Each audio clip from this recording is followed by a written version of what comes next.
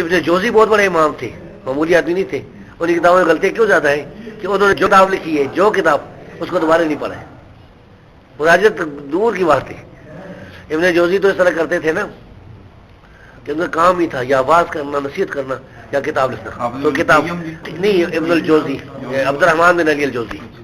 تو یہ جو ہے، یہ کھانا کھانے کے لیے وقت نہیں ہوتا تھا ابن جوزی کے لیے، شاگرد کھلاتے تھے ان کو. یہ روٹی، یہ لکھ رہے کتاب، کھانا کھلا رہے. ان جتنی کتابیں کسی نے لکھی، ان کے لیے یہ ہوتا تھا کہ روزانہ چوزے پکتے تھے. چوزوں میں روٹی ڈال کے ایک شریر بناتے تھے، وہ انہیں کھلائی جاتی تھی ابن جوزی کو. تو یہ اگر کتابیں اپنی مراجعت کرتے نا تو یہ بڑے امام ہوتے. ان کی یہ وجہ ہوئی. پھر بھی اسی کی کتابیں بڑا علم ہے، کیونکہ حدثنا کے ساتھ کتاب لکھنا بڑا مشکل کام ہے. آپ خود غور کریں کہ آپ اس طرح اگر 15 20 30 استادوں کے پاس پڑھ کے وہ حدیثیں آپ کے پاس مختلف کاپیوں میں لکھی ہوں یا یاد ہونے والی، تو ان کو لکھنا، جمع کرنا، موضوع کرنا، وہ بڑا مشکل کام ہے. ہمارے تو اب کمپیوٹر کا دور ہے نا.